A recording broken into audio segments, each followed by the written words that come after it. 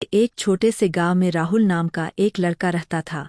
اس کا پریوار بہت غریب تھا۔ اس کے پتا کھیتوں میں مزدوری کرتے تھے اور ماں لوگوں کے گھروں میں کام کرتی تھی۔ ان کے گھر میں پیسے کم تھے، لیکن پیار بہت تھا۔ راہل کی ماں ہمیشہ اس سے ایک بات کہتی تھی، بیٹا، سمے بہت قیمتی ہوتا ہے۔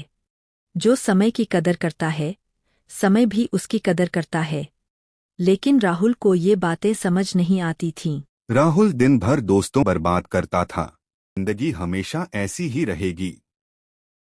اسی گاؤں میں ارجن نام کا ایک لڑکا بھی رہتا تھا۔ ارجن غریب ضرور تھا، لیکن اس کے سپنے بہت بڑے تھے۔ وہ روز صبح جلدی اٹھتا اور پڑھائی کرتا۔ اگر آپ کو یہ کہانی پسند آئی ہو تو چینل کو ضرور سبسکرائب کریں، کیونکہ ایسی مزید دلچسپ اور مزیدار کہانیاں آپ کو یہی ملیں گی۔ لائک کریں، شیئر کریں۔ لوگ اکثر